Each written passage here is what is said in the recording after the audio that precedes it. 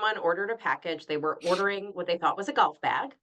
Mhm. They got it shipped to them. They were following the shipping, and it arrives, and it's a cheap necklace that you would find out of a gumball machine.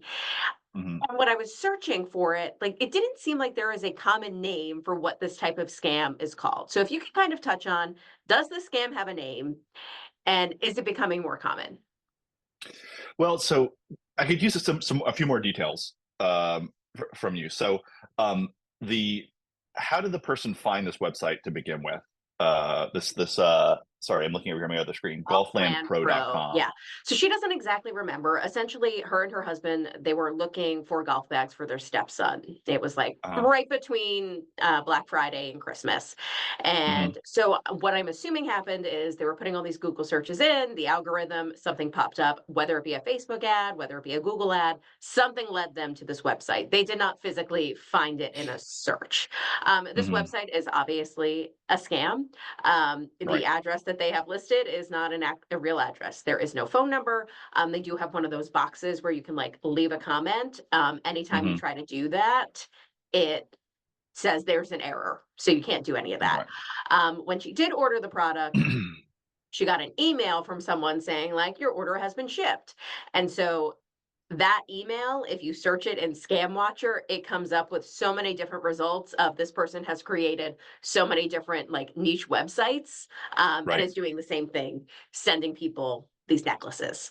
Um, so that's kind of the background on how this kind of came about. And I can tell you from what I'm thinking is their reason behind it is it makes it harder to dispute the fraud, Yeah. when it comes to the credit card company because there is a tracking number attached to it and it does say like Yep. package delivered, which makes it a little harder. So that's what I think it is. But if you can speak a little bit more on that, and does this name have like, because I was searching like package switch scam and like anything I was searching, it would come up like ordered a package I didn't receive, and it's like no, it's not Right. that. It's not that. Yeah. It's not doing it for like the fake reviews and stuff. So I couldn't. I don't know. Is there a name for something Sure. like this? Yeah, so the Federal Trade Commission would classify this as what's called an online merchandise scam, and scams like these were actually the fourth most complained about type of scam to the FTC in 2023. So it's clearly a big problem. Now, there are other types of scams involving internet merchandise that kind of fall into that category, but certainly this is one part of that overall category. So if I was to put a name on it, I would probably say something like, an online merchandise scam. I don't know that anybody has sort of like said like this is not like this is the grandparent scam of 2023 or something like that. It's like, so I'm sorry, I can't help you there. But online merchandise scam. But your intuition on this sort of how the scam works is correct. Um, Essentially what these scammers will do is create a bunch of fake websites and then start to advertise products at prices far below what they cost on comparable legitimate websites. People like your viewer are incented to click on the ad and go and see that they can get a golf bag. And I'm not a golfer, but I believe they're usually in the hundreds of dollars for $90. Sounds like a great deal. And so they pay the money, and then the situation progresses in the way you described. Essentially, what the scammers are banking on is that a certain percentage of the people who receive these necklaces just will give up. They won't complain, or if they complain, and then the credit card company says, "Oh, well, we have this tracking number that it was delivered to you," they will just sort of throw up their hands. It's $90 lost, lesson learned. But for the scammer on the other end, even if only a small percentage of those transactions actually end up in their bank accounts, that's still money that they have made. So they really don't need everybody to. They know the scammers know that only a small percentage of people will actually complain, and of those, a smaller percentage will actually fight with their credit card company to make sure that the transaction is actually reversed and they get their full money back. In the meantime, the scammers have made a lot of money from the people who aren't disputing it or who just give up on it. And then once finally the credit card company catches on and shuts down that payment account, the scammers will shut down their websites. They'll move on, create a whole bunch of new websites, and the process starts again. So I think a lot of the responsibility for cracking down on this kind of fraud really falls onto the payment system, right? At the end of the day, the scammers get paid because they are relying on accounts that they're able to create with payment processors and banks that allow them to move the money. And so if banks need to make sure that the companies and the people that they are allowing to create merchant accounts like this and accept credit card transactions are who they say they are, that they're not fraudulent actors, and make it even harder for them to actually create these accounts in the first place. And at the end of the day, these scammers are actually not just defrauding you and me, they are defrauding the financial system as well. So the banks lose on this too. So, to the extent that they can, they should work with law enforcement, both in the U.S. and overseas, to put these scammers behind bars because that's what they're doing is crime, and they should be punished for that. When you say these banks, are you also talking about PayPal and Venmo and those kinds like peer-to-peer transaction apps? Yeah, so I was just unclear on that piece. I don't think I saw that in your email. How was the payment actually done? Was it done through a credit card? Was it done via PayPal or a gift card or some other way? So this was a credit card. So she used, This was a credit card. yeah, so this was kind of one of those cases where she's like, I followed everything you've said to, like the grammar on the website was fine. Like, there was a Right. contact that I can email and I paid with my credit card so I could have extra protection. So like, the things we used to say, she did. Unfortunately, times have changed and you need an Right. extra layer of protection now. So yeah, she did pay with a credit card. After about a month or so, she was able to get her money back. But like you're saying, now that costs the bank double the amount, right? So the scammer got the money and the bank paid the consumer back the money. So who Mm. ends up paying for that in the long run? You and I. Right, exactly. So I think that speaks to an important point is that fraud like this doesn't just impact the people who have to deal with it, the people who bought the golf bag and got a necklace. The costs of this fraud are spread across the entire ecosystem. So even if you've never golfed in your life and you've never purchased from one of these sites, the costs of this get reflected in things like the interest rate you get charged on your credit card balances, the fees that your banks charge to you, rewards that might not get to you because they can't pay for them. They have to pay for this fraud. So everybody is can be a victim of this, whether you physically put in your credit card number or not, indirectly at least. Um, but I think just to your point earlier, I still think the advice that you give to consumers, pay with your credit card, is a good advice. Because at the end of the day, even though it was a pain in the butt, your customer, your viewer, got made whole, right? And they had to go through some steps and fight with the bank a little bit, but they did eventually get their money back. If they had paid via PayPal or Venmo or a gift card or some other or Zelle or something like that, chances are they probably would never get paid back, because the kinds of protections that allow you to get your money back on credit cards and debit cards don't exist when you authorize a transaction on Venmo or Zelle or with a gift card or something like that. So I still would say, credit card is the safest way to pay, but it's not a 100% fail-safe secure way to pay. As these scams indicate, scammers are going to scam and they're going to figure out a way to try and get around the protections that banks and credit card companies put in place. And this particular kind of scam is one that seems one they can replicate again and again. And like I said, they only need they're counting on people just not wanting to spend hours on the phone with the bank, or fighting with a non-existent scammer in China to get back $90. They're just going to throw up their hands and walk away. And unfortunately, the scammers win when that happens. But it also comes to the fact that now you've given over your credit card information. Is there anything Right. that people should do? Because again, like we're saying, that's the best layer of protection. Give your credit card, Hmm. but now they also have your credit card information. So Right. what can you do to protect yourself once you've already given that out? Sure. So if you're concerned that your card is being used for fraudulent purposes, you should definitely call your bank. And chances are you're already talking to them if you're disputing this transaction. But I'll ask them, like, what do I need to do? Do I need to get this credit card replaced? Do you need to put some sort of fraud watch on this number if you don't want to replace it. So there are steps that the banks can take to help protect you.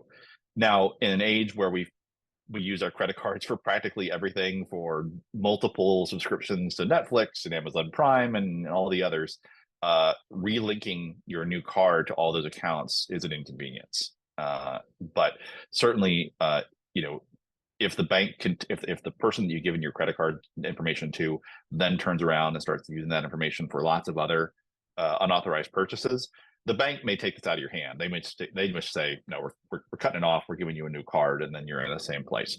So, I think it doesn't. It pays for consumers to reach out to their bank, find out what steps they need to do.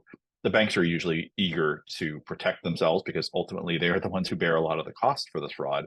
And they'll probably issue you a new credit card or a new debit card at that point. Sorry. Yeah.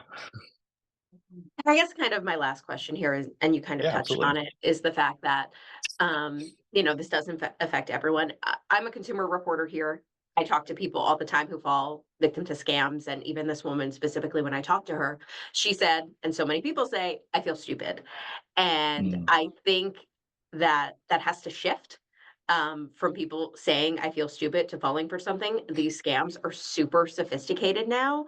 I mean, yes, I can walk through the red flags that I saw, but a lot of them you may not even be able to see until the order was already placed, like finding the email address that was linked to it, or realizing the address wasn't real, or anything like that. So what would you say when people say I feel stupid for something like this?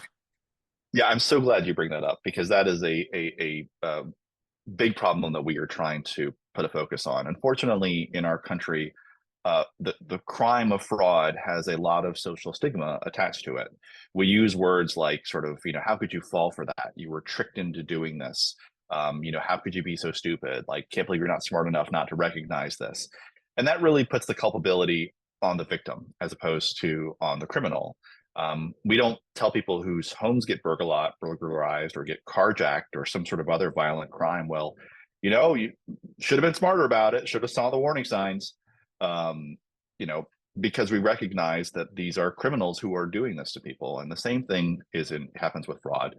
These are professional criminals. This is all they do every day, and they're very good at what they do. And now with the internet, as well as sort of the next wave of tools like AI, it's going to be even harder for consumers to spot these scams and avoid them on their own. That's why I think it's really important that we look at the actors who actually do have the resources and the capacity to harden their systems so that consumers aren't the ones on the front lines dealing with these scammers. And when I talk about those actors, what I'm talking about are banks. Like, banks have to make sure that they have systems in place to spot these and stop the money from flowing to the fraudsters, because ultimately that's what the fraudsters want. They want to make money off their scams. We have to put the onus on social media companies and search engines and the places where these scammers advertise to do a better job of verifying who these people are and keeping their bad ads off of these networks. And we need to put the onus on law enforcement. Unfortunately, one thing we hear again and again from consumers who complain to my organization is that, one, they're upset that they were a victim of a crime to begin with.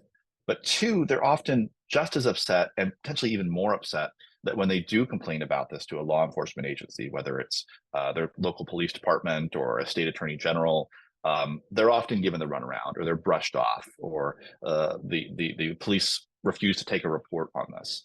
They say it's an internet crime. There's something we can do. Complain to the FTC about it. And I think that kind of reaction is tolerated because we do have this sort of attitude in our country that fraud victims are themselves to blame for being victims. So we need to change that. And if we change that, if we recognize that fraud is the crime it is, and it's a multi-billion-dollar international crime that affects people of every age, of every income level, of every education level, then we can start to actually have a crackdown on this crime. So I would say, my message to your viewers and to consumers generally is that even if you think that you're too smart to fall for a scam, you're wrong. We have I don't know if you saw this, there was a New York Times article a few weeks ago about one of their finance columnists, who writes about this for a living, being a victim of a of an imposter scam, and sending $50,000 in cash to a guy in a van, because she was afraid that the law enforcement was going to come and get her. So I think what that shows is that anybody can be a victim, and even if you think you're too smart for it, you can. These scammers are very smart, and this is all that they do every day. So, and I think the second part of that is just to recognize that uh, even if taking steps to reduce your risk is important for all of us. It's important to spot the red flags of fraud. In this case, what I would recommend is that if you see a $90 golf bag advertised online, before you give your credit card information over, take a few minutes, look and see what other golf bags are going for on the internet. I mean, I didn't do comparison shopping, but my assumption is that golf bags typically are a couple $100 at least, potentially more. And so if you're seeing an item that's far below what comparable products are, you should pause, because chances are someone is trying to pull a fast one on you. So just be careful there. But again, it's becoming increasingly harder for consumers to protect themselves because the scammers are getting so good thanks to all the tools that are available to them. All of that is a lot of, great information, and so many people are dealing with it. And, the statistics are getting closer to all of us are going to be a victim of a scam at some point. Yeah, and I think that is a great point to make. I mean, it's becoming increasingly difficult to ignore the impact that this is having on consumers. And I think if you look at data from the Federal Trade Commission, while the absolute number of complaints from over the past 2 or 3 years has stayed relatively constant, the amount of losses is increasing at a staggering amount. And what that tells me is that the scammers are getting way better at what they do. They're getting better at targeting victims who have resources available to send to them. And they're developing new ways to make sure that the money that gets sent, they can hold on to. And so cryptocurrency is becoming a huge way that scammers try to get paid. Gift cards and Zelle remain a huge problem. And so I think, again, if we needed an argument to push back on something I hear from industry all the time, when I say, hey, you guys need to step up, you need to, have more skin in the game when it comes to finding this fraud. And they're like, oh, but then people have to pay more fees for Venmo and they won't get their money as quickly. And I'm like, well, yeah, but compare that to the cost that we're seeing reported to us, like billions of dollars in losses. The cost benefit analysis there seems to weigh pretty heavily in favor of y'all doing more.